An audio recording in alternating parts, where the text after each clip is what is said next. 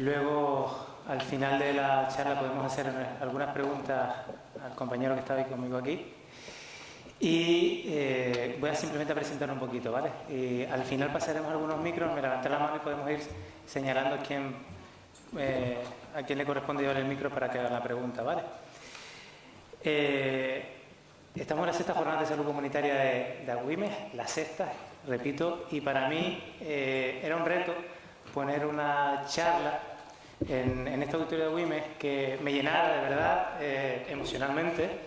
Y afortunadamente pues tenemos un amigo común, un entrenador común, y que me hizo hacerlo conocer a la persona que tengo aquí a mi lado, y me hizo ver este libro, que les recomiendo que se lo puedan leer. Y él es Manuel Ángel Santana Tureno, es sociólogo, es doctor en sociología por la Universidad Autónoma de Barcelona. Ha trabajado también en diversas administraciones públicas, también privadas, y desde el año 2004 es profesor de sociología en la Universidad de La Laguna. ¿Y por qué me hizo a mí un poquito ser esta charla la que cerrara un poquito la jornada y el interés por ella? Primero porque soy estudiante de psicología, soy médico, pero también soy estudiante de psicología, y él es sociólogo con bastante vertiente psicológica, pero un poco de toda la vida, como digo yo, si se pueden leer el libro. Si lo pueden descubrir, que se los recomiendo. Y por eso la charla se titula así, la de hoy. Es la vida de una enfermedad, cuando caerse forma parte del juego. Y le voy a leer un poquito de la parte inicial del libro para luego ya dejarle paso todo el tiempo a él. Unos versos de Fernando Pessoa, y que se titula Comienza el juego. ¿A qué jugamos? Tenemos, todos los que vivimos, una vida que es vivida y otra vida que es pensada. Y la única vida que tenemos es esa que está dividida entre la verdadera y la errada. ¿Cuál, sin embargo, es la verdadera y cuál la errada? Nadie nos lo sabrá explicar. Y vivimos de manera que la vida que tenemos es la que tenemos que pensar. Y continúa mi compañero Manuel diciendo que la vida puede entenderse como una partida de cartas, lo que yo he comentado un poquito por las redes sociales. No eliges las cartas que te tocan ni las reglas de la partida. Yo soy hijo de Anselmo, hijo de Rosa, y esas son las cartas y las reglas que me toca vivir, y por ahí podemos ir. Sino tan solo cómo jugar tus cartas. Y como él añade también, la sociología nos puede ayudar a vivir un poquito mejor nuestras vidas, pues nos puede ayudar a comprender las verdaderas reglas de la partida y el valor real de nuestras cartas.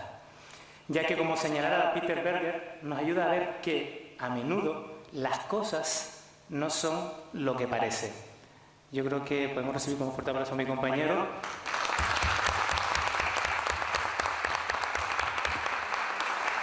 Y comenzamos. Buenas tardes, se me oye bien, muchas gracias. Gracias, es un placer estar aquí. Y la verdad que un compromiso en un auditorio tan grande. Los compañeros, la gente joven hizo bien de sentarse delante, porque igual como saben que yo soy profesor de universidad, digo, ay, mira qué bien estoy como clase, y no se siente uno tan intimidado, ¿no? Bueno, esto me imagino que si leyeron el folleto de la jornada, eran algunas de las cosas, de las preguntas que se decían ahí. A mí la verdad es que, bueno, supongo que nos pasa a todos que dicen, ¿y yo qué demonios hago aquí? Y encima vas cumpliendo años y dices, pero hay gente que le parece interesante lo que yo digo. Bueno, hay gente para todo, ¿no? Entonces, además en una jornada de salud comunitaria, cuando yo pues no tengo formación en salud, teníamos estas preguntas. ¿Es normal estar triste? ¿Vivir duele? ¿Se puede aprender de todo lo que nos pasa? ¿Y cómo podemos hacer eso? Pues la pregunta que se hacía, ¿la vida es una enfermedad? Como todas las preguntas, tienen dos posibles respuestas, sí o no. Pues a la forma de responderla, como sí, hay quien dice, sí, la vida es una enfermedad porque te acaba matando.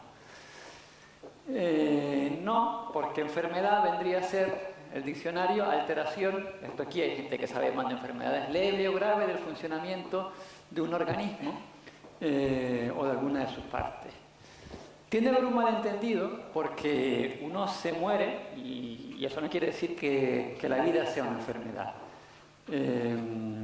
Estar triste es parte de la vida, aburrirse y cada vez sabemos hacerlo menos es parte de la vida. Y luego diremos algo de esto. No todo lo malo que nos pasa tiene un motivo, que parece que nos consuela mucho, pero es peligroso esto. Entonces, Pedro dijo una serie de cosas, mentiras, ¿vale? Vamos a ver, yo doy clase en la universidad, a veces va uno a congresos por ahí y te dicen, doctor en sociología, ¿ustedes qué más les da que yo sea doctor en sociología? O los artículos que he escrito, que total la gente no se los lee. Venimos a hablar de la vida. El título ¿es la vida una enfermedad? ¿Y quién tiene autoridad para hablar de la vida? Si uno va a hablar, si uno tiene que ejercer de abogado, tiene que tener el título de Derecho, licenciado en Derecho y sacarse la pasantilla. Si uno tiene que ser médico, tiene que tener licenciatura en Medicina, grado ahora. Si quiero llevar una guagua, tendré que tener el chofer el título de certificado de aptitud profesional, creo que se llama. E incluso si quiero trabajar en una cafetería, tendré que tener el carnet de manipulador de alimentos. Vale. Pero ahora estamos hablando de la vida. ¿Qué carnet hace falta para la vida? ¿Qué título tiene uno para la vida? Pues ahí lo tienen, el de fracasado, ¿vale? Porque, ¿qué es la vida? Yo podría decirles, pero tampoco hace falta, además no deja de ser un poco de egocentrismo también, les podría decir la cantidad de fracasos que he tenido, que si yo no empecé a estudiar sociología, empecé otra carrera, luego la dejé, luego cantidad de cosas que podría... bueno, luego diré, he intentado correr una maratón por debajo de 3 horas un montón de veces y 4 lo he conseguido, se lo tenía que decir, ¿vale? Pero fracasado, ¿por qué?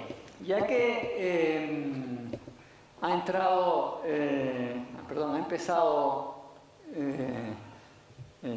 Pedro citando unos versos de Pessoa, yo esta idea pensaba que la había cogido de Pessoa, pero después llegó Internet y yo empecé a rebuscar y digo que la verdad es que no lo he encontrado en Pessoa, así que no sé exactamente de dónde me he sacado yo esa idea, que podríamos decir, al vivir la vida que vivimos, dejamos de vivir todas las vidas que podríamos vivir si no hubiéramos vivido nuestras vidas. O dicho de otra forma, la vida que tenemos es el resultado del fracaso de un montón de vidas posibles. Y para no extenderme en demasiado, pues yo me acordaba cuando estaba allí en la plaza, acordándome, pues una historia una vez que me contó mi madre que tuvo un pretendiente uruguayo. Esa historia fracasó y yo soy el resultado del fracaso. Porque si mi madre llega a tener algo con el pretendiente uruguayo, yo no estaba aquí, ¿vale? Entonces, ustedes, unos son padres, otros no son padres, todos son hijos, dicen, oye, qué bien que estás con Pepito, con Pepita, con tu mujer, con tus hijos, lo que sea. Dices, ya, pero hombre, alguna vez es muy posible que esa historia que tú estás viviendo es el resultado de otras historias, ¿no? Entonces, pues miren, yo más que decir, ¿qué título le da a uno autoridad, si es que se tiene, para hablar sobre la vida? Pues el fracasar. Entonces decíamos, la vida es una enfermedad, el título, y la continuación decía, cuando caerse forma parte del juego. Fíjense una cosa que dice ahí, caerse no forma parte del juego, caerse es el juego. Voy a darle para adelante. Si no te gusta caer, si no te gusta equivocarte, si no te gusta fracasar, esa foto tenía el 17 de marzo de 2013, es la primera vez que bajé de 3 horas en maratón, ahí lo ven en Barcelona, me ven la cara que tengo, estoy llegando a meta. ¿Vale? Entonces, antes estaba diciendo, si no te gusta caerte, no estás viviendo, ¿vale? Esto es en la meta. Pero es que si no te has caído, si no has sufrido, si no has tropezado un montón de veces, es que no has vivido. O sea, y para hacer esto, otras veces tuviste que no poderlo hacer y una cantidad de historias tremendas. Bueno, empiezo a entrar un poco en lo que yo pensé que podría interesarles y por lo que me dijeron que viniera aquí, esta idea de, bueno, ¿y en qué medida podemos aprender a entendidos y malos entendidos sobre la autoayuda. Esto está buscado de internet y dice causa probable de las enfermedades. Esto se señala. ¿Tiene para puntuarnos? Sí, delante me parece. Aquí, ¿y dónde tengo que apretar? ¿Ves?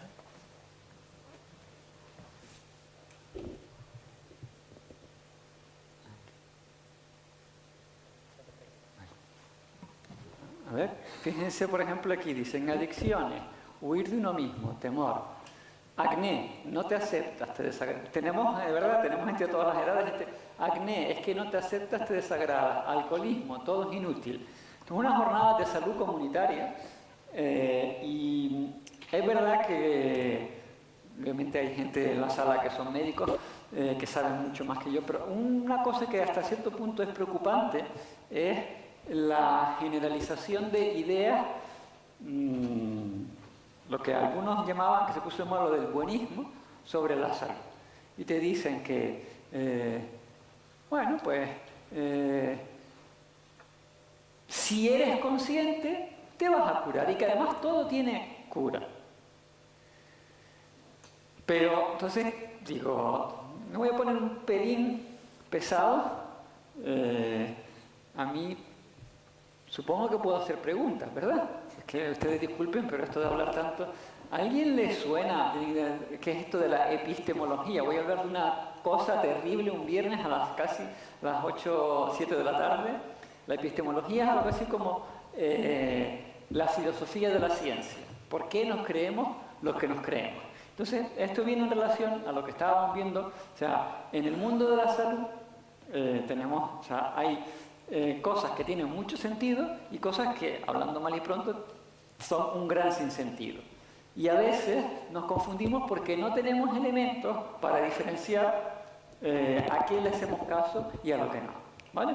Entonces, todos entendemos, pensamos, ¿no?, que la medicina es ciencia y que entonces si algo es muy científico y si alguien nos dice, tómate estas pastillas que son americanas, o que vienen de la universidad, bueno, pues no es ese el criterio. ¿Qué decimos? ¿Qué queremos decir cuando decimos que una afirmación es científica? ¿Vale? Tendemos a pensar, perdón, en esto. Pensamos que las afirmaciones científicas son aquellas que pueden demostrarse con datos empíricamente. ¿Vale? Por ejemplo, esto es un ejemplo que se pone en todos los cisnes son blancos. Podría ser objeto de estudio de la biología, porque yo podría ir viendo empíricamente, contando si veo cisnes blancos. ¿Vale? Un cisne blanco, dos cisnes blancos. Oye, parece que los cisnes son blancos. Como me dice, oye, pues yo veo esta enfermedad, le pongo esto, ¿cuántos? Tómate esto que a mi padre le funcionó, ¿vale? Pero también hay cisnes negros, ¿vale? Esto es una historia que se cuenta cuando se estaba más o menos formalizando lo que hoy en día entendemos como el método científico, finales del 17, principios del 18, se pensaba que todos los cisnes eran blancos, porque en Europa todos los cisnes son blancos. En el siglo XVIII se descubrió Australia y resultó que se encontraron que habían cisnes negros. Sí. Llegamos a esta idea de que ningún número de observaciones de cisnes negros, de cisnes blancos, permite tener certeza, y esta palabra es importante, de que la afirmación todos los cisnes son blancos sea cierta. ¿Vale? Entonces, a veces nos confunde, tómate, si yo te doy esto, te vas a curar porque esto es cierto. ¿Qué decimos? ¿Qué quiere decir esto de cierto? Basta que veamos un solo cisne negro para que tengamos la certeza de que la afirmación no es cierta. Entonces, en realidad, la ciencia no va de verificar, y sé que esto parece contraintuitivo, sino de falsear. Y esto tiene implicaciones para el mundo de nuestra salud, como diremos luego. Falsabilidad viene a decir que una teoría puede considerarse científica si, hipotéticamente, podría demostrarse que es falsa. ¿Vale? Sí. No es si podría demostrarse que es verdadero, sino si podría demostrarse que es falsa. Por lo tanto, la ciencia no nos dice la verdad. Lo que nos está diciendo es lo que de momento no es falso. ¿Vale? Esto es un matiz, pero tiene su importancia. Por las caras del público, supongo que hay muchas personas que, igual que yo, vivieron una época en que se decía, es que el aceite de oliva es malo para el colesterol. ¿Qué pasa? ¿La ciencia nos ha mentido? Es que era verdad científica que nos decían. ¿Alguien se acuerda de eso? ¿Vale? Entonces dice, ¿vale? Es que no lo entendemos bien, ¿vale? Las verdades científicas no son definitivas, sino que son, digamos, verdades provisionales, mientras no se demuestre lo contrario. Entonces, una enfermedad se trata de una forma, mientras no se demuestre lo contrario. Y después una cuestión que es importante, y al final de la charla iré hacia allá, ¿qué es más importante? Lo que hago con una creencia, fíjense que estoy hablando ahora de creencia. Creencia en el sentido de yo creo que eso es cierto. No creencia en el sentido de yo creo que Dios existe. Es más importante lo que yo hago con una creencia que no la creencia en sí. ¿Vale? Perdón. A ver, que yo tengo la nota A y la nota B. ¿Vale? Imagínense, vamos a explicar esto con un ejemplo. Si te dicen que, esto yo a veces me río un poco con mi madre, porque hay muchos programas donde dicen, es que hay que comer almendras porque es bueno para no sé cuánto. Hay que comer no sé cuántas cosas que uno diría, la verdad es que mi madre no le queda vida para todo lo que tendría que comer. Porque si tiene que comer almendras, que se tiene que comer no sé cuántas, pero mamá comete un puñado de almendras, las nueces, creo que dicen que, hay quien dice que son buenas para el cerebro.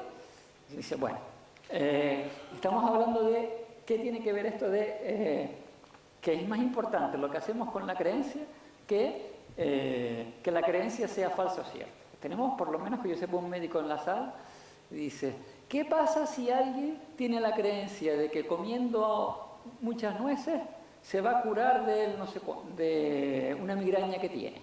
Bueno, en el peor de los casos, ¿qué le puede pasar? Una indigestión, por ejemplo.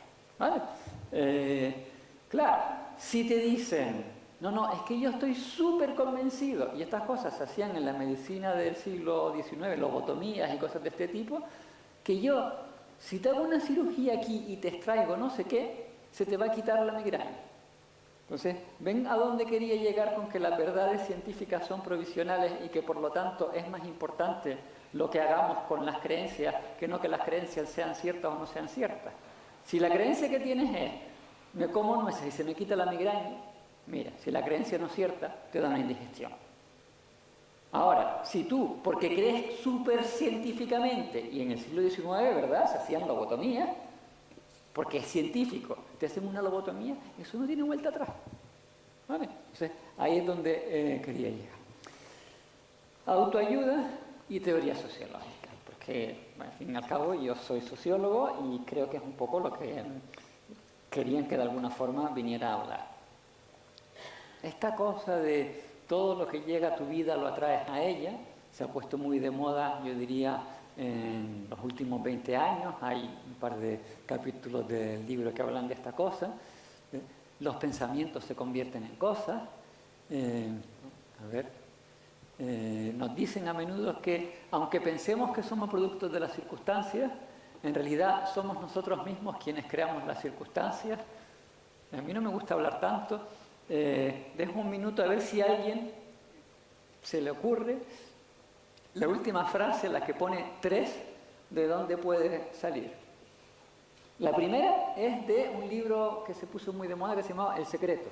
No sé si alguno lo habrá visto, conocerá. ¿Vale?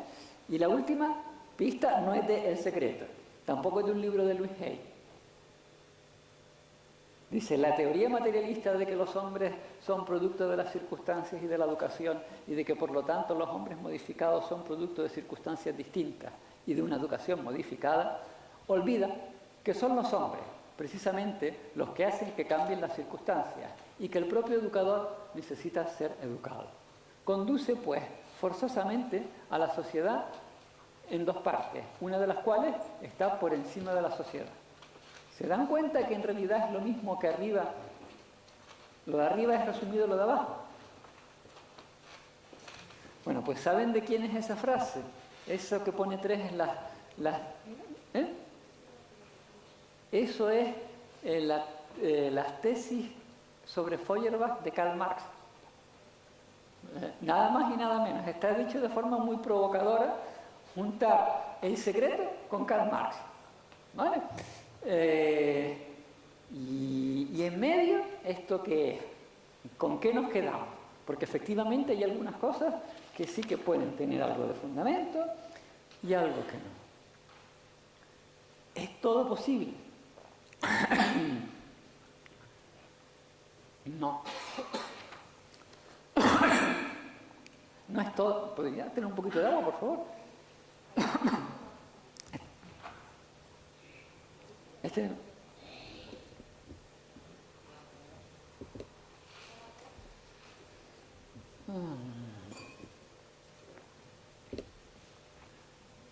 Bueno, hay una idea muy...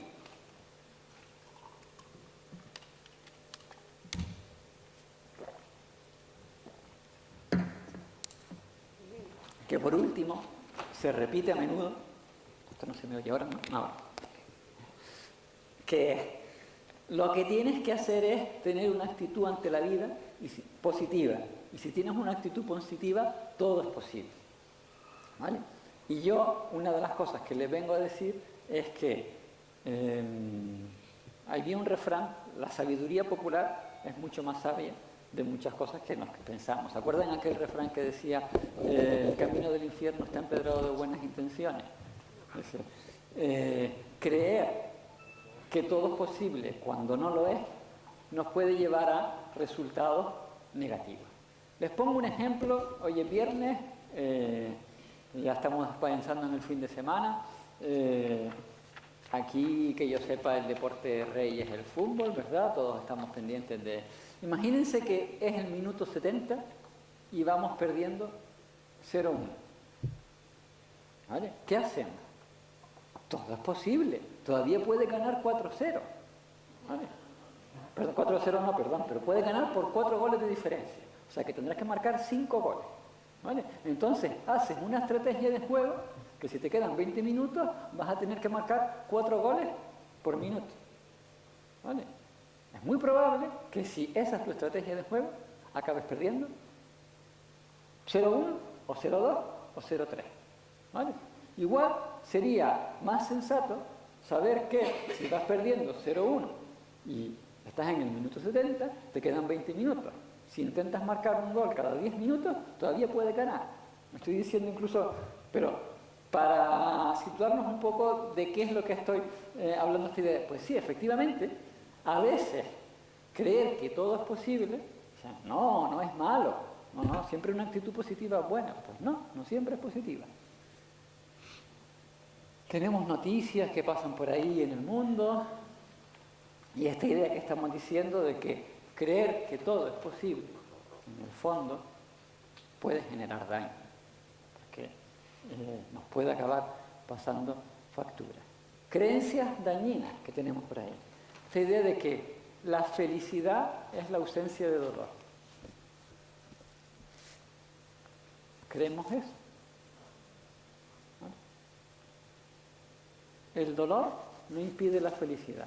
Yo les tengo mucho respeto a la gente que trabaja en salud. Dice, hombre, ¿de qué estamos hablando? O sea, tendemos a relativizarlo todo. Hay personas que tienen que vivir en unas condiciones que afectan. Quizás el término podríamos cambiarlo por no afecta. Claro que te puede afectar. ¿Vale? Todos tenemos la misma posibilidad para ser felices. ¿Vale? Ahí a uno le sale la parte de sociólogo, estamos en AUIME. ¿Vale? Todos sabemos que, vamos a no meternos en camisa de 11 varas, pero hay una cosa que se llama posibilidades materiales, las condiciones materiales de la existencia. ¿Vale?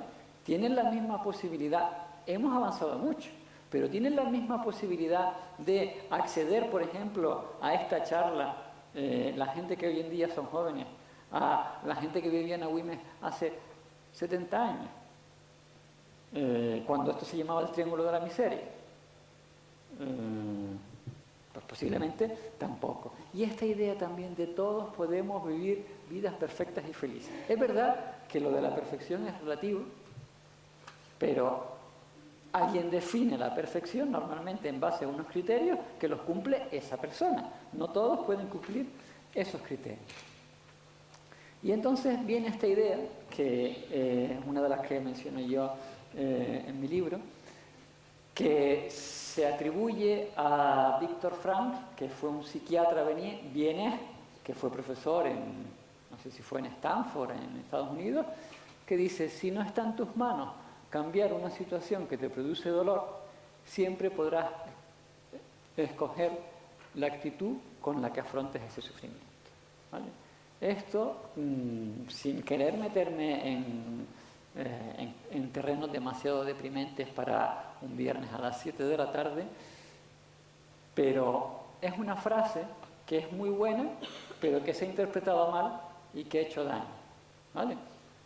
No sé si a alguien le suena, conoce a este señor Viktor Frankl. Muchos libros así de autoayuda lo mencionan.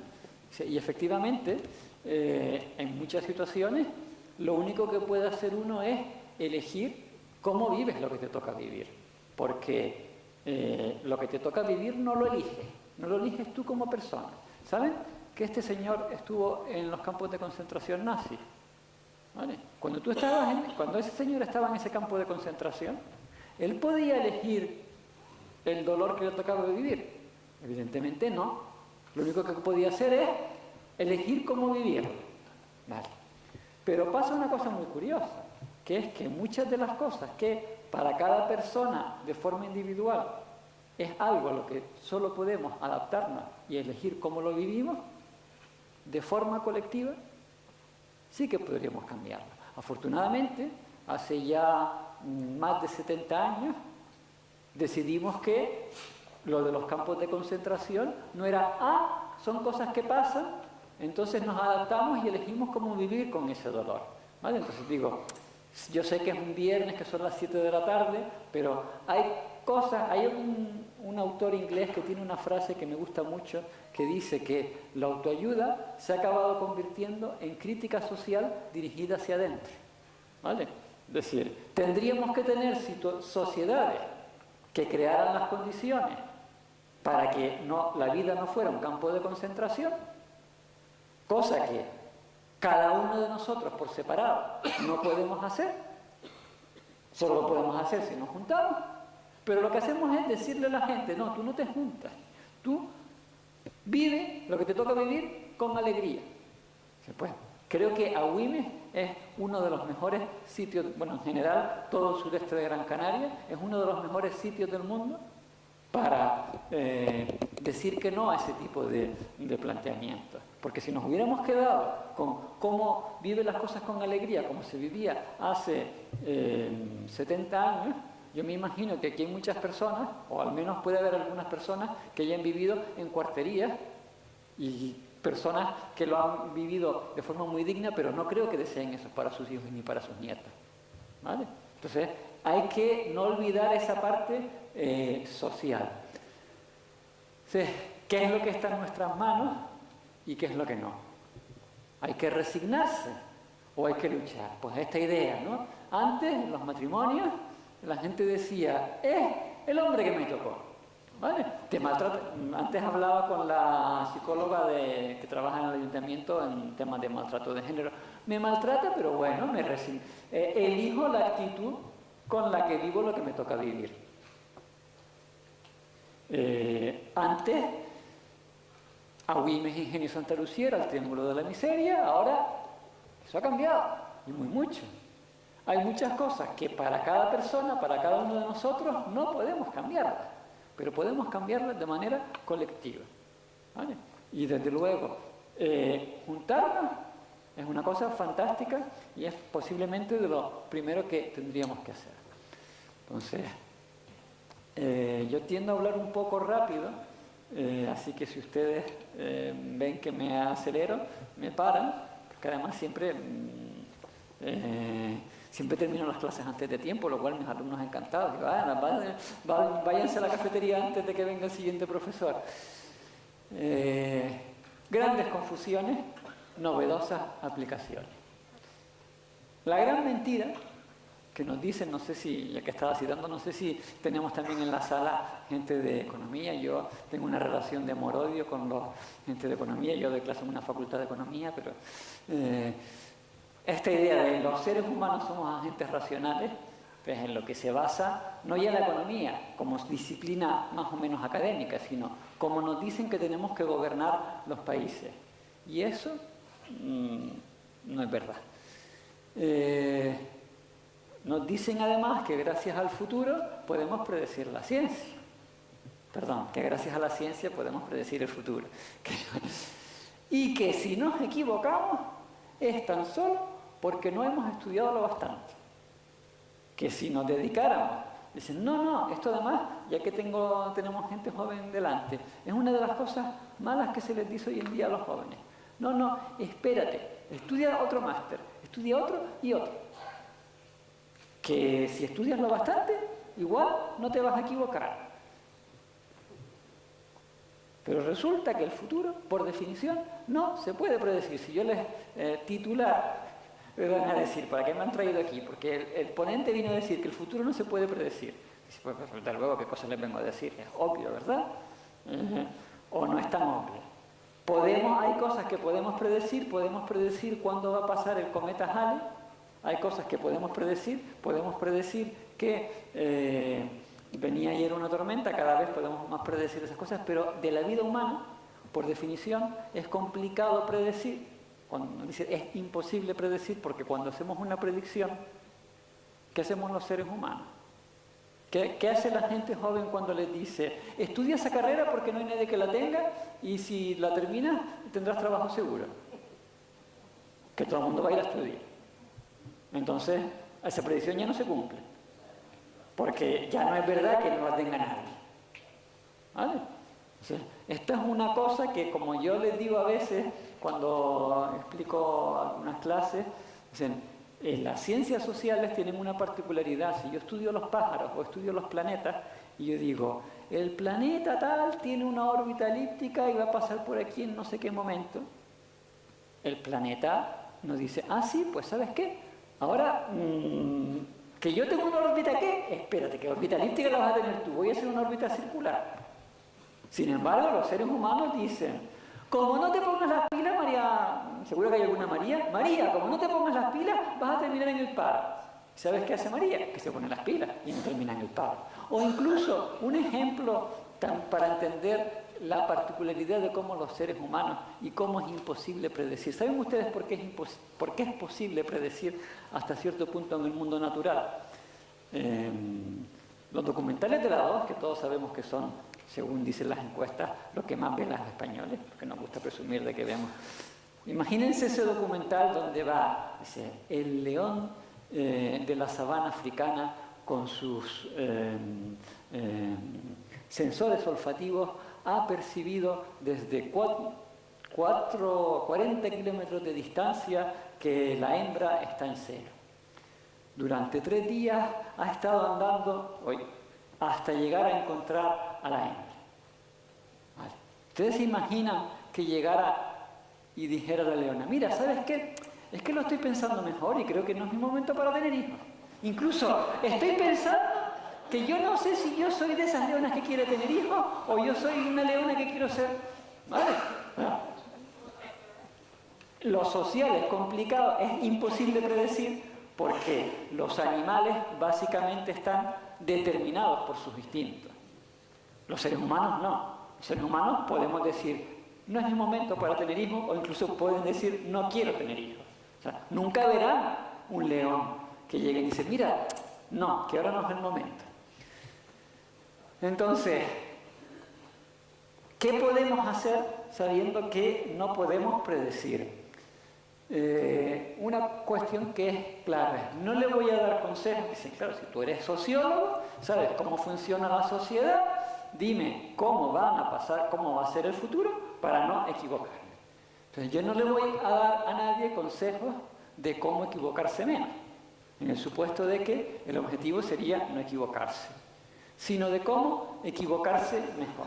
Luego lo vamos a explicar un poquito mejor. El objetivo final no sería no equivocarse, sino que nuestros errores, al igual que nuestros aciertos, produzcan los mejores resultados. Vuelvo un momento al ejemplo que ponía antes. Si mi madre se coge una tupidera de nueces, pues tampoco es el fin del mundo. Prefiero que se coja una tupidera de nueces que no que se haga una lobotomía. Por lo que eso lo entendemos todos, ¿no? Pues pueden ser errores. Y lo que pasa es que en el momento, ¿cómo lo sabemos? Esto creo que me van a decir, pues para contar estas cosas nos trae esta persona, que son tan elementales, pues sí. A lo largo de la vida todos tomaremos millones de decisiones. ¿Qué ropa me pongo? ¿Qué ropa no me pongo? ¿Voy a esa entrevista de trabajo? ¿No voy a esa entrevista de trabajo? ¿Me siento en esta terraza? ¿No me siento? ¿Hablo con Pepito o con Juanito? ¿Salgo con Pedro o con no sé quién? ¿Me caso? ¿No me caso? ¿Me quedo en el trabajo o cambio? ¿Y cuál es la decisión correcta? Cosa que a menudo nos atenaza. En el momento en que tomamos las decisiones, no podemos saber cuál es la decisión correcta. Solo sabremos con el tiempo si la decisión era correcta o no era correcta. ¿Vale? Esto, cuando tenemos que tomar decisiones, nos podemos equivocar y en el fondo no podemos tener muy claro. O sea, sí, nos creemos y lo que hacemos es estudiar más y le preguntamos a más gente y depende de cómo uno está le da por estudiar economía y hacen un cálculo coste-beneficio con una fórmula fantástica. Pero de verdad, eso me predice el futuro. La estrategia de vida tradicional, por decirlo de alguna forma, sería equivocarnos cada vez menos. ¿Vale? Es decir, incrementar el porcentaje de nuestras decisiones que con el tiempo acabamos sabiendo que fueron las correctas. ¿Quién no ha dicho, nunca tendría que haber dejado aquel trabajo, nunca tendría que haberme presentado aquel trabajo, nunca tendría que haber salido con Pepito, nunca tendría que haberme casado con, nunca tendría que... ¿Vale? Pensamos, posteriormente, lo hice mal, tomé decisiones equivocadas. Lo que tendría que hacer es tomar más decisiones correctas. Si tomo 100 decisiones, que 90 sean correctas y 10 erróneas. ¿Vale? Entonces, intentamos, por decirlo de alguna forma, como si fuéramos hombres y mujeres del tiempo, incrementar la precisión de nuestras predicciones. Con lo cual, me quedaré contento si digo, cada vez tomo mejores decisiones a la hora de elegir amistades, elegir pareja, elegir trabajo, elegir si me tomo una medicina o no, si me tomo un tratamiento o no. Las personas que tienen tratamientos más graves, pues esto lo sufren más. Los problemas de esta estrategia, lo primero, esto a algunas personas les afecta más o menos, es esta idea de, ¿pero qué es lo que queremos? ¿Tener la razón o estar tranquilos? Alguien dijo alguna vez que en la vida, en muchas ocasiones uno tiene que elegir entre vivir feliz o tener la razón. Y por ejemplo, eso es una discusión típica de pareja, ¿verdad? Dice, es que yo te he dicho que no sé cuánto y tal. Dice, bueno, en algunos ámbitos de la vida, muchos de los errores que podamos cometer pueden no tener consecuencias terribles. Piensen un momento. Pueden tener consecuencias terribles, ¿vale? Mientras que muchos no tienen consecuencias tan terribles. Vamos por el final. Imagínense que aquí hay personas que juegan todas las semanas 1 euro en el Euromillón.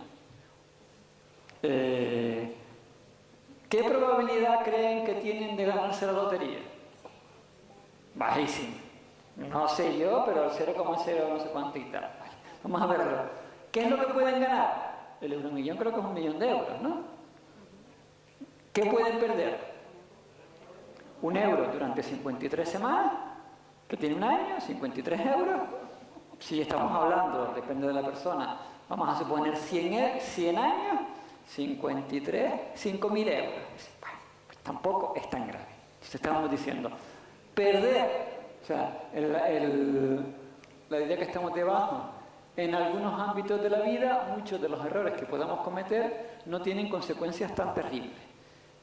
El ejemplo del euromillón es mucho más amable que muchas cuestiones, por ejemplo, de salud, que podríamos pensar que también pueden tener lo mismo. Dicen, bueno, pues esto es una cosa, en general, en la vida casi siempre, menos es más. Dice, ¿qué hago? Saben que dicen, si puedes comer menos, mejor que comer más, si puedes tomar menos medicina, mejor que tomar más. Siempre, porque si te equivocas, ¿qué pierdes? ¿Vale? Entonces lo que les vengo a proponer es que incluso en determinados ámbitos hay errores que pueden ser positivos. ¿Verdad? Equivocarse es horrible. ¿Han parado un momento a pensar eso? Todos sabemos que América se descubrió por error, ¿verdad? Cristóbal Colón se pensaba que iba a la India. Se equivocó. Cristóbal Colón fue a la India porque le financió el viaje Isabel la Católica. ¿Saben la historia, no? Que se lo financió Isabel y Fernando no quiso financiarlo, y por eso hasta el siglo XVIII el Reino de Aragón no podía comerciar con las Américas. ¿Vale? Por eso cuando Isabel y Fernando se casan, el Reino de Aragón era una potencia marítima, Valencia, Barcelona, y sin embargo todo el comercio se hizo con Sevilla. ¿Qué tenía que perder Isabel la Católica? 3 carabelas. ¿Cuánto le suponía eso al Reino de Castilla? ¿Qué podía ganar? América. En este caso les estoy, no sé si vieron la serie Isabel, en este caso me estoy poniendo muy pro Isabel y anti Fernando. ¿Qué tenía que perder Fernando? Bueno, pues 3 carabelas tampoco era el fin del mundo. O sea, estoy caricaturizando, pero le dijo, como se empeñó y le dijo al marido, perdón, como le dijo a su mujer, mira, si tú te quieres pagar ese viaje, te lo pagas tú. Pues le dijo, sí, me lo pago yo y los beneficios son para mí. Si hubiera dicho, vale, vamos a media, que para algo somos un matrimonio, a América hubieran ido el Reino de Castilla y el Reino de Aragón. Una cosa curiosa, ahora que se está hablando de tanto que está tan de moda el proceso. Igual en América se hablaría catalán. Si Fernando hubiera, esto con perdón, que conste que ahí lo dijo con Pedro, yo estudié la Autónoma de Barcelona, no soy anticatalán ni mucho menos, pero el tópico, igual si no hubiera sido tan raca, en América se hablaría catalán. ¿Vale? O sea, este ejemplo de cómo en algunos ámbitos equivocarse no es muy caro, mientras que en otros ámbitos claramente es muy caro. Luego quizás podríamos dejar espacio después. Me entiendo que para muchas decisiones que uno tiene que tomar respecto a su propia salud, por ejemplo, podemos pensar en ejemplos de este tipo. Hay cosas que solo se ven a largo plazo. Nos ponemos a correr 30 kilómetros cada día, cosa que, o sea, hay gente que por último se ha puesto de moda y hay gente que hace maratones casi cada fin de semana. ¿Qué coste tiene y qué puedo ganar? ¿Vale? Entonces la estrategia sería decidirnos por las opciones que, si nos equivocamos y no salen tan bien como pensábamos, no sea tan terrible. Es decir, que no nos arruine. ¿Vale? En realidad esto está extraído de un autor que yo les decía que viene más o menos cercano a la economía, se dedicaba a la bolsa, podríamos pensarlo como en bolsa. No equivocarnos menos, en realidad eso está mal puesto. O sea, decidirnos, o sea, primero por las opciones que si nos equivocamos y no salen tan bien, no sea terrible. El ejemplo del euromillón. Pues no me lo gané, pero ¿qué tenía que perder? Vuelvo al ejemplo de antes. Y si y si Colón no hubiera descubierto América? Pues mira, 3 carabelas, tampoco era el fin del mundo. ¿Vale? ¿Cuántas carabelas? No sé si hay algún historiador en la sala, ¿cuántas carabelas podía tener el reino de Castilla en aquella época? ¿Saben? No sé si hay algún historiador en la sala, pero ¿les gusta la historia o lo que estoy contando les suena? Porque se me ocurre un ejemplo perfecto. ¿Saben cuál fue la estrategia errónea? Dije, estrategia buena, la de Isabel la Católica, que dijo, mira, total, si lo pierdo 3 carabelas, y si lo gano un mundo, literalmente, un nuevo mundo. Era el nieto, no, el bisnieto de Isabel la Católica, Felipe II, montó una armada invencible con tropecientos mil navíos que creo que yo no soy historiador, pero creo que aún a día de hoy no es normal mover esa cantidad de navíos y de hombres, ¿vale? Para destruir la pérfida Albión. Se equivocó y bueno, creo que las consecuencias se han seguido pagando durante bastante tiempo, ¿no? Entonces, por lo tanto, decimos, decidirnos por las opciones que si nos equivocamos y nos salen tan bien, no sean tan terribles, y hacer posible decidirnos por las opciones que, si salen mejor, pueden hacernos ricos, ¿vale? Que hay cosas que dicen, bueno, pues, ¿qué tengo que ganar? Por lo tanto, la idea sería no dedicar tanto tiempo y tanto esfuerzo a mejorar las predicciones. Yo le diría, y yo cuando he tenido prácticas, o sea, quiero decir, me he encargado de los alumnos en prácticas, de los alumnos de Erasmus, y luego vienen y te dicen, y hago un máster, y no hago un máster, y dices, pues, no te vuelvas tan loco, empieza con algo. Dices, deberíamos dedicar tiempo y esfuerzo a pensar las consecuencias de lo que sucede si nuestras predicciones no se cumplen. ¿Vale? Es decir, que las predicciones se cumplan o no. Yo recuerdo hace unos años, no sé si harán 3, saben que mañana se celebra una carrera muy popular en Las Palmas, la LPA Night Run, y hace un par de años se suspendió por alerta, que creo que además al final la cosa no fue tan terrible.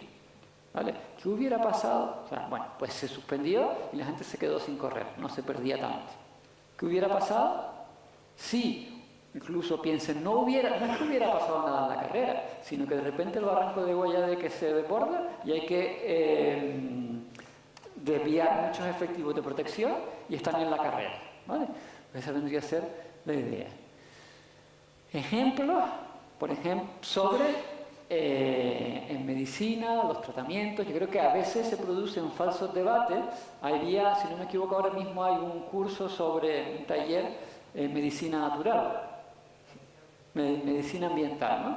Pues dicen, pues claro, cuando alguien le dice la diferencia entre, digamos, la autoayuda falsa y, digamos, las corrientes, ¿cómo podríamos llamarlas?, más naturales, con fundamento, es que si alguien te dice, bueno, si lo que tienes, te lo puedes curar con una infusión, pues te puedes pasar el día yendo al baño si te tomas muchas infusiones, pero claro, llega un momento en que no. Por lo tanto, yo creo que hay un falso debate entre medicinas que a veces se dice, una cosa son, digámoslo claro, lo que son charlatanerías, pero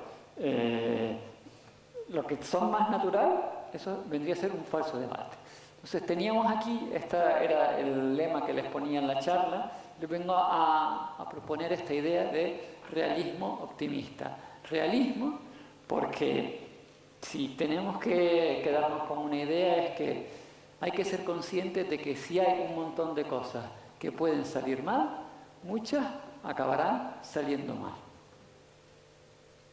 ¿Así? Y que además a lo largo de una vida nos equivocaremos millones de veces.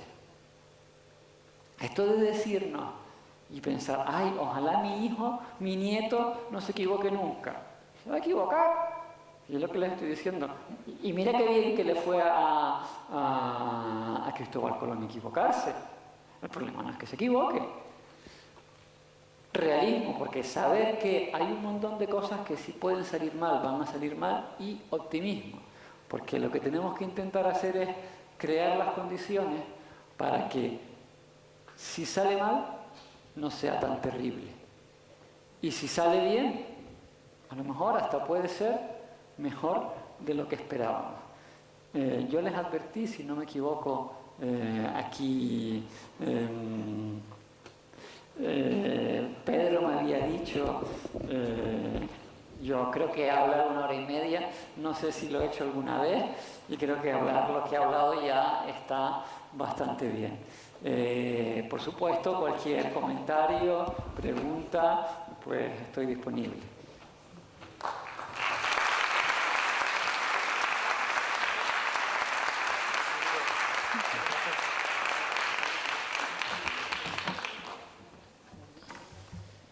Bueno, si encendamos un poquito más la luz, la vemos un poco todos. Si alguien tiene preguntas, vamos a ir pasando con un micrófono. Gracias. Venga, que seguro que propuestas y dudas tenéis de esto de jugar las cartas de la vida. ¿Que alguno tiene más edad que yo? Yo sí tengo una pregunta que me surgió durante la charla, y era ¿hasta qué punto puedo, y aquí pongo las comillas, cambiar lo que me toca vivir? Sí, sí. Pues bastante poco. Es lo que realmente se pretende, intentar cambiar lo que me toca, lo que tengo delante. Antes comentabas también, por ejemplo, en relación con el maltrato de género. O sea, ¿hasta qué punto acepto yo que este señor me esté maltratando? ¿O intento cambiar? Vale. Efectivamente, estás incidiendo, yo creo que una de las cosas por las que esta idea de que dije, el pensamiento positivo hace mucho daño, y a mí me han llamado a unas jornadas de salud comunitaria y yo digo de ciencias de la salud no sé nada, pero sí les puedo decir, por ejemplo, este tema que me estás comentando. Pues el otro día aprendí una definición, un psicópata nace. No, para los que les suenen, los sociólogos tendemos a hacer, aparte de hippies, no sé cuántas cosas, tendemos a decir, no, todo socialmente construido, no es verdad. O sea, hay personas que tienen, vamos a decirlo así, algún tipo de trastorno. Y no todo lo puedes cambiar. Entonces, pensar que puedes cambiar te lleva a encadenarte a situaciones que te acaban generando más daño. Lo traigo a un ejemplo que a mí me resulta más cercano, pero no sé si a la sala también, que le saben. Los sociólogos solemos hablar de sociedad, clases sociales y demás. El vaso mío era...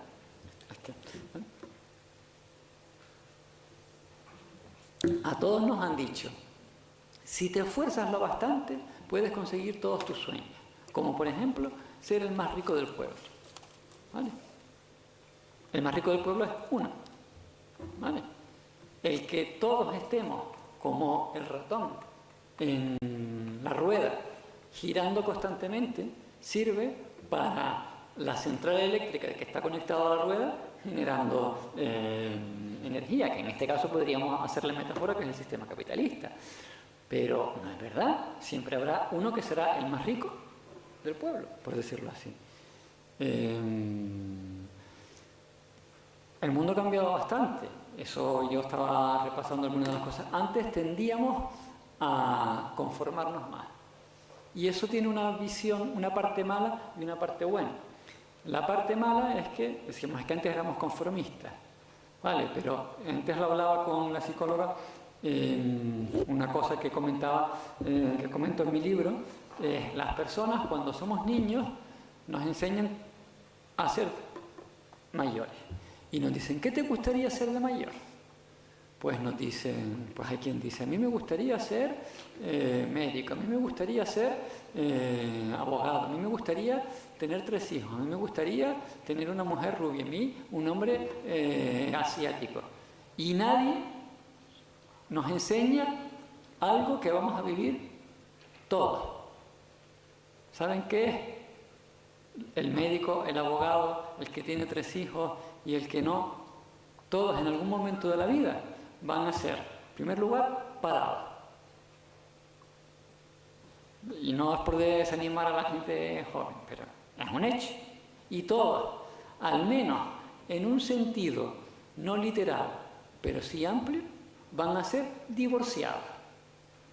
Porque salvo que tengas 12 años, te pongas con tu novia de 12 años y hasta los 87 sigues con ella, en algún momento de tu vida vas a tener que enfrentar que, oye, pues aquello no siguió, ¿vale? Entonces, esta idea de todo es siempre posible nos lleva, enlazándolo con el ejemplo que tú estabas diciendo, pues dices, pues mi marido me maltrata, pero como no me han enseñado que igual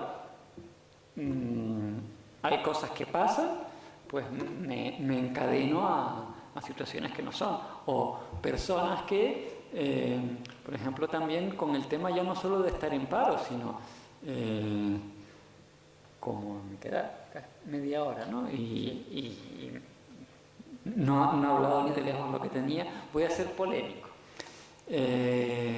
Yo creo que esta cosa que se puso de moda hace un tiempo de los, ¿cómo lo llamaban? Los mileuristas, ¿vale? Sí, sigue estando de moda. Sigue estando de moda. Es un... O sea, yo lo interpreto de la siguiente forma. Las abuelas nos decían, estudia a mi niño para que seas alguien el día de mañana, ¿vale? Los niños estudiaron, pero algunos les he dado clase yo, aunque hasta estudian sociología, ¿vale? Tienen 37 años y dicen, no, yo es que estoy aquí ganando 800 euros porque estoy con una beca y qué injusto es el mundo que no hay un trabajo para mí. Dice, hombre, es que igual tenemos una sala llena, qué bien que en el mundo no todo el que quiere ser sociólogo lo puede ser, porque imagínense cantidad de... ¿Para qué servimos los sociólogos? ¿Vale? Con poquitos está bien, no hace falta más. Entonces, las personas nos encadenamos a sueños y, por usar un término, está bien soñar, pero no tenemos que hipotecarnos de forma que nos hagan la vida imposible, que es lo que a menudo nos pasa. Que es un poco más la estrategia realista que estás comentando, ¿no? Más o menos, se podría decir. Ser un poquito más realista, no tan positivo. Sí, por ejemplo, una cosa que les afecta a la gente joven hoy en día, que es una moda que viene de Estados Unidos, los préstamos para estudiar, ¿vale? Es decir, te dicen, tú estudia, está pasando en Canarias ya, yo quería estudiar fisioterapia, no me dio la nota, paga no sé cuántos euros, ¿qué lo puedes hacer? Bueno, si te sale bien, muy bien, y si te sale mal, ¿qué es lo que pierdes? Entonces lo que les estoy diciendo es valora las consecuencias. Yo creo que esa es una de las claves que comentaba de tus charlas, eso, ¿no? Siempre el valorar las consecuencias de cualquier decisión que podemos tomar para poder ser un poquito más realistas. Sí, el resumen sería no preocuparnos tanto de qué decisión vas a pasar, sino pensar más en qué consecuencias pasan en cualquiera de las situaciones que se puedan dar. Si alguien tiene alguna pregunta más. ¿Hay? Sí, ahí. Espera que te haga un micro ahora. Por ahí arriba.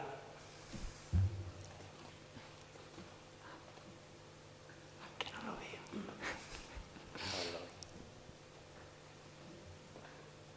Adelante, Diego. Buenas tardes, Pedro. Buenas tardes, Manuel.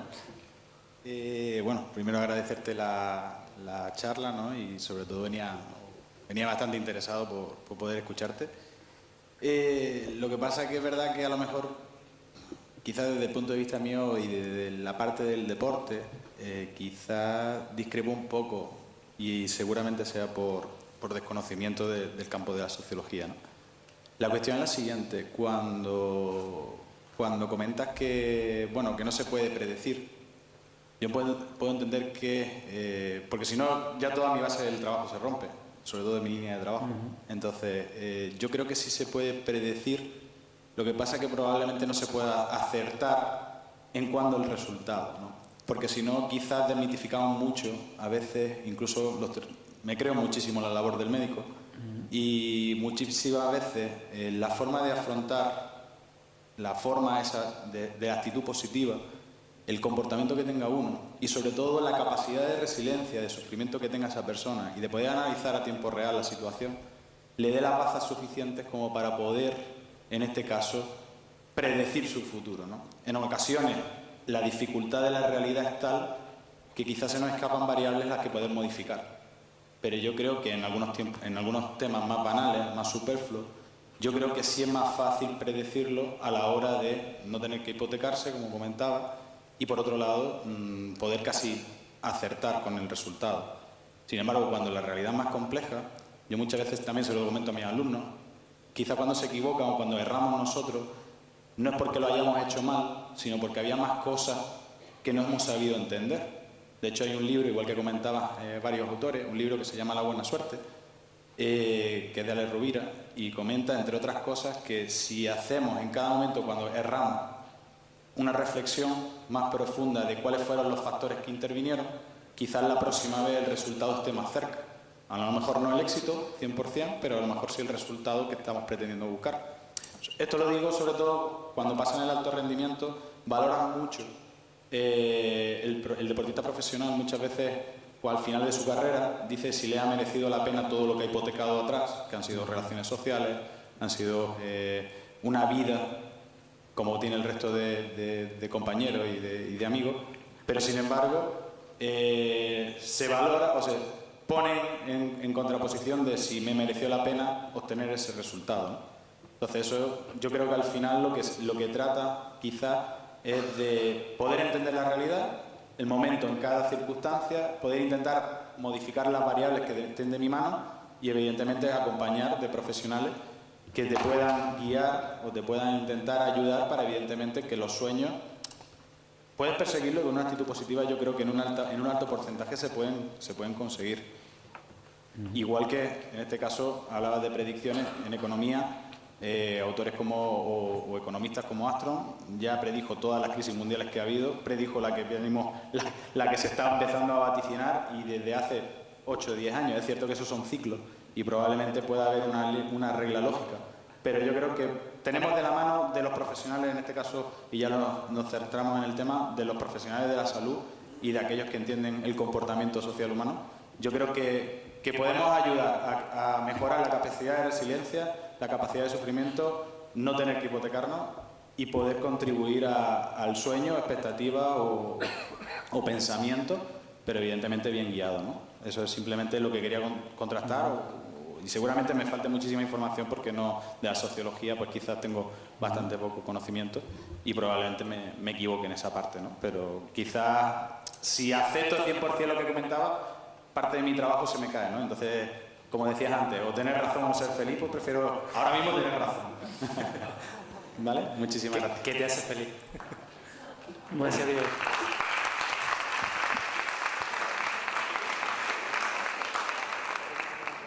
Te respondo que sí, que no, como casi todo. Además, típica cosa de sociólogos, ¿verdad? Que no damos respuesta.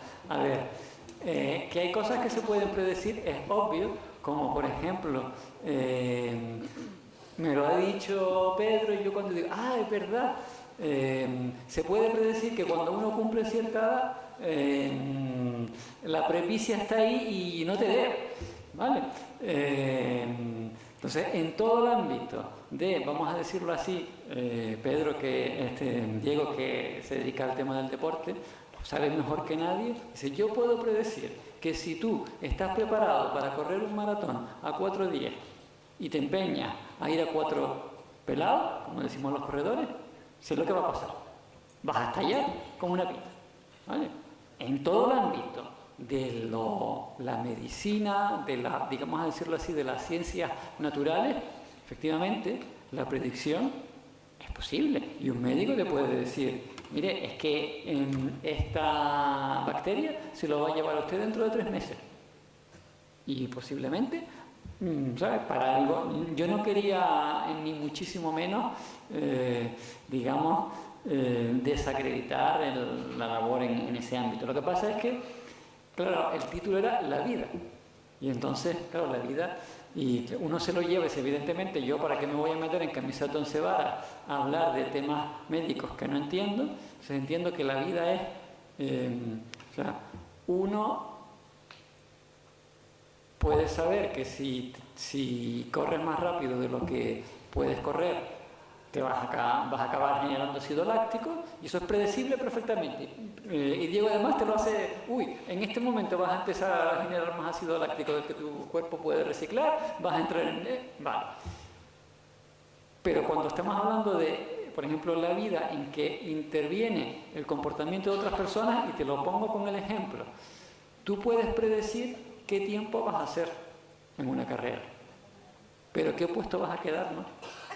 Igual es la carrera o sea, ¿cuántas personas, no sé si hay muchos más corredores, hice la carrera de mi vida y quedé peor clasificado que nunca? Porque vaya ese día, vinieron unos cracks que no vean. ¿Vale? O sea, eso es lo que decía. Hay cosas que influyen y no influyen. Evidentemente, también comentabas otra cuestión que yo creo que se aplica a lo que tú comentabas. Tienes toda la razón en el mundo del deporte.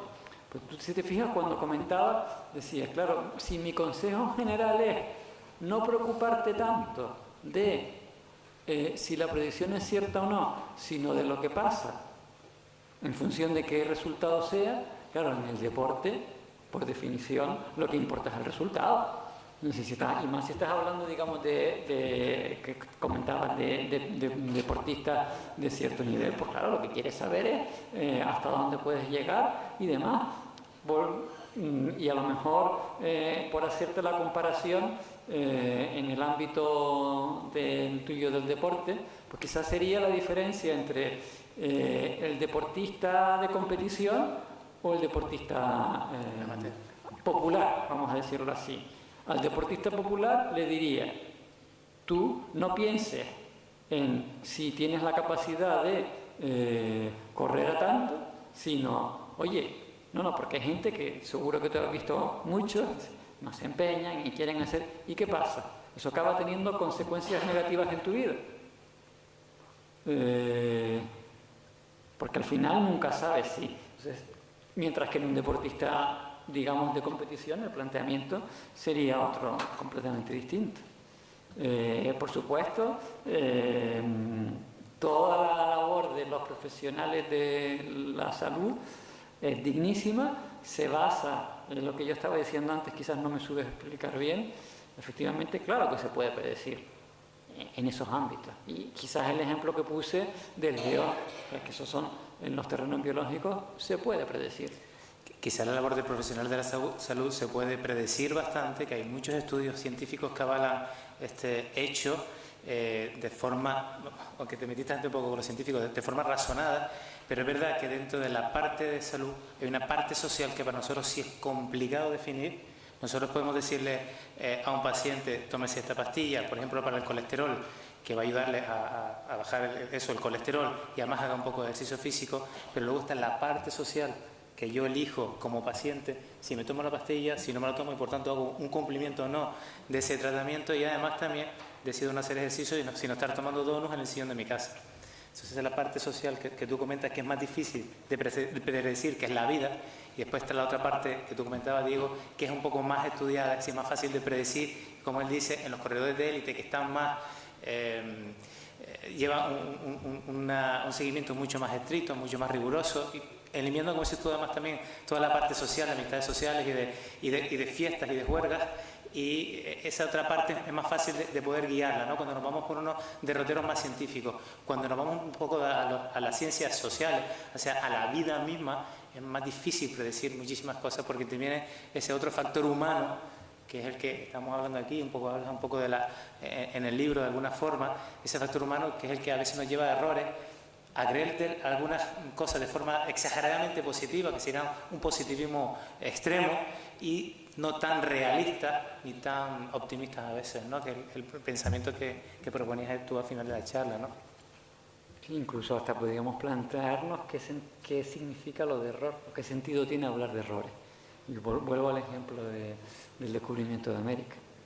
Hombre, yo te puedo decir que, bueno, por mi consulta lo que intento cada día, que yo voy teniendo un poquito más de años, es intentar, como dices tú, errores vamos a cometer errores como médicos, como pacientes y tal. Yo lo que intento cada día es equivocarme menos, errar menos, y lo que intento es intentar reflexionar con el paciente cuáles son las consecuencias de cada uno de los actos que hagan ellos y cada uno de los actos que hago yo. A veces lo consigo y a veces no lo consigo, pero es una forma de poder tener un poquito más de acierto posteriormente. ¿Ibas a comentar algo más? ¿Tú, Diego? ¿Querías comentar algo más?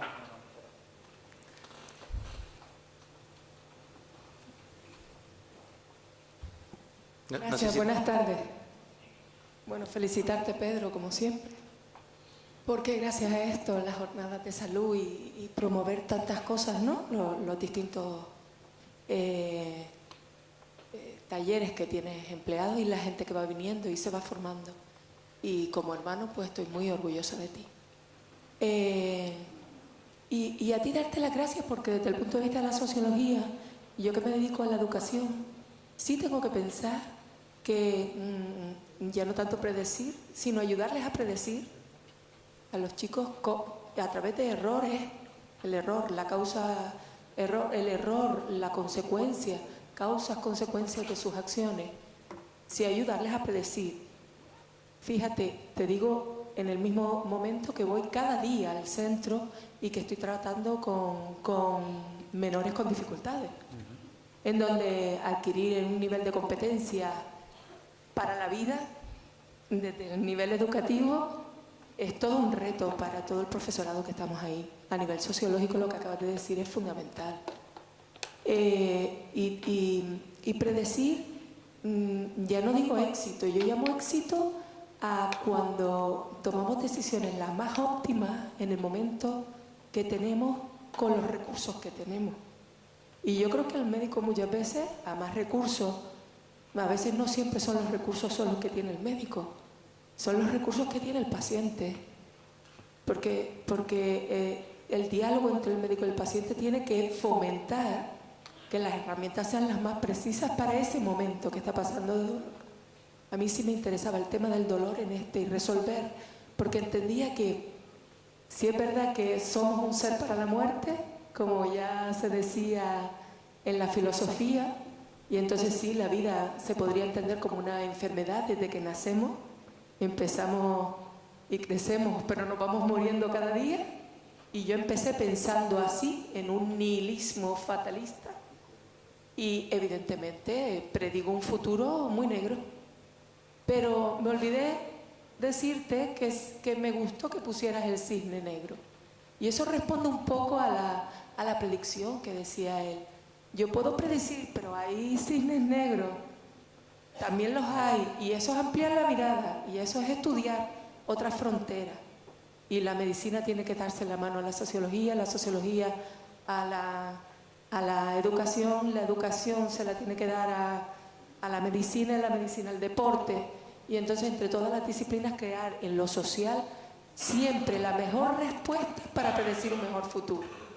Igual es muy filosófico, pero me ha gustado mucho tu intervención y decirte que me cuestioné cuando teníamos que tomar decisiones para tomar en cuenta la vida final, los momentos finales de la vida de mi madre en el terreno de la salud, y eso sí tiene que ver con la predicción y la toma de decisiones más óptimas para saber cómo bien morir. Y no sé, esto me ha aclarado mucho. Y siempre pensar que existe el cisne negro, es decir, ella terminó en ese momento, pero se hizo todo lo que en ese momento podíamos hacer, todo con los recursos que teníamos hasta entonces. Igual con lo de hoy, no sé qué hubiera sido. Sería otra historia la que contáramos, no esta. Gracias.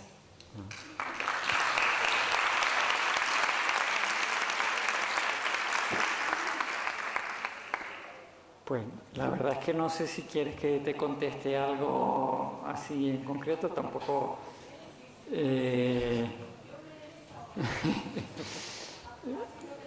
Sí. Ajá. Creo que había otra palabra por ahí detrás, ¿o no? Sí. La señora... Sí. Espera un segundito que te llevan el micrófono.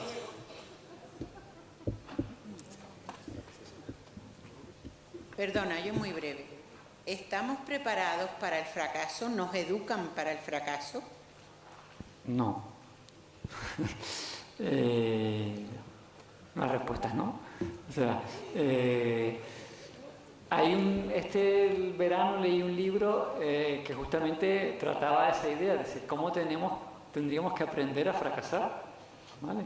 Y cambiar la idea, también dicen, esto solemos decir los sociólogos, que es una cuestión cultural, especialmente la nuestra, es una cultura poco amiga del fracaso. O sea, no somos capaces de entender que uno hace las cosas equivocándose y que nadie nace sabido. Entonces, la respuesta claramente, o sea, una de las cosas que podríamos decir como idea que les puedo contar yo en positivo, intentemos construir una sociedad que enseñemos a la gente que equivocarse no es malo. Y posiblemente eso es una de las mejores cosas que le podemos dejar a las generaciones futuras. Si les enseñamos a estar a gusto con sus equivocaciones, que además muchas veces ni siquiera sabemos qué es una equivocación y qué no, y cuánto puede, en fin. Sí, a veces se trata de no tener la razón, sino de ser felices, ¿no? A veces yo puedo tener la razón de que el paciente no coma donuts y esté en el sillón si es feliz de esa forma. Claro, porque después hay una cuestión más filosófica que dicen, hay una respuesta a la vida, hay una respuesta a la pregunta ¿qué es una buena vida? Si aceptamos, esto es una cosa que quizás podríamos entrar si uno le van a elegir entre X años comiendo donuts o no, pues habrá quien pueda decir, yo es que si no como donuts no me vale la pena vivir. Y uno, pues no sé, cada uno tiene su... Bueno, si tienen alguna pregunta más. O sea, lo que sí es verdad que sí se puede predecir, te pueden decir, oye, pues si comes donuts vas a vivir menos. Ahora, si tú prefieres vivir 5 años así que 15 de la otra forma... ¿Hipotecado? Sí. Pero por aquí hay otra pregunta. Bueno, menos mal que en joven animándose a preguntar. María, creo que era. Bueno, a ver, la pregunta que yo quería formular, no sé si es por desconocimiento o que quizás tengo una idea un poco confusa, ¿vale?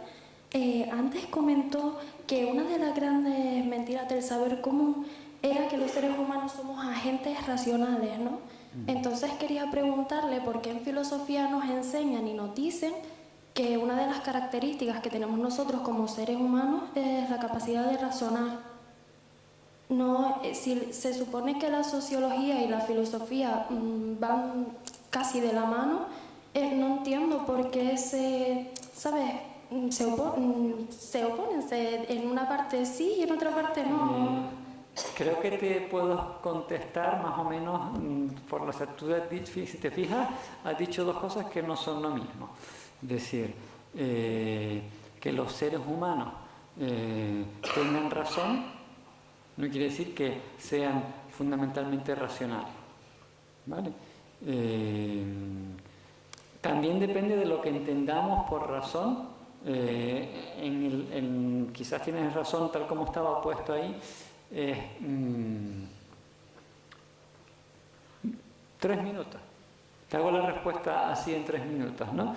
Se suele decir que hay como 2 modelos que nos dicen que los seres humanos nos comportamos, como dicen los economistas, que son agentes que calculan costes, beneficios y toman la decisión más racional en función de eso. Simplificando muy mucho, diríamos que los sociólogos tendemos a decir que no, que los seres humanos somos agentes que nos comportamos siguiendo patrones que hemos interiorizado, ¿vale?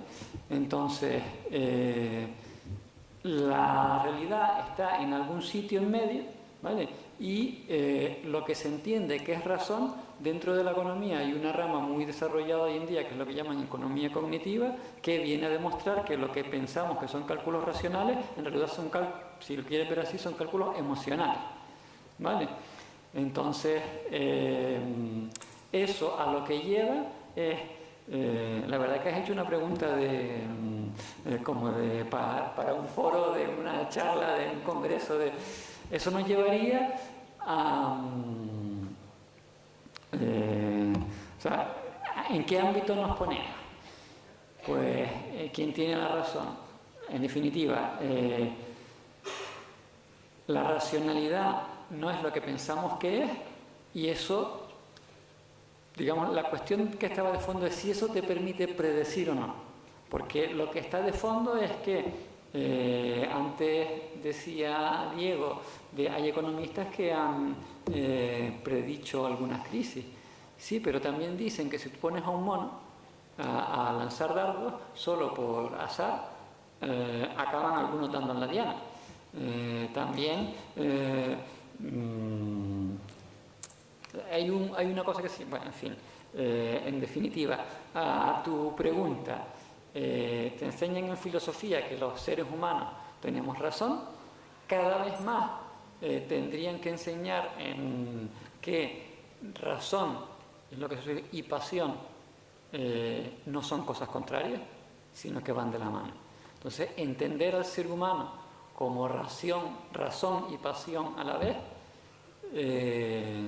creo que es una cuestión importante. Y antes, a la pregunta de no somos una cultura que sabe enseñar a los jóvenes el fracaso, yo a veces también me dan ganas de no dar el programa, porque hay cosas que dicen, pero ¿para qué? Si hoy en día ya hay muchos estudios y se sabe que los mecanismos cerebrales que tienen que ver con la razón y con la emoción no están separados, no son como nos creíamos hace, y ahí es donde son más ciencias médicas de la dura.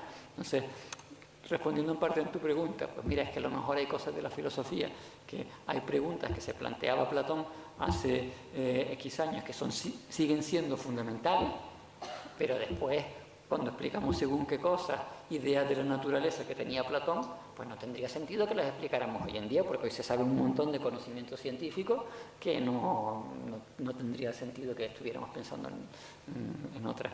No sé si te he contestado. Sí, vale, gracias, muy amable.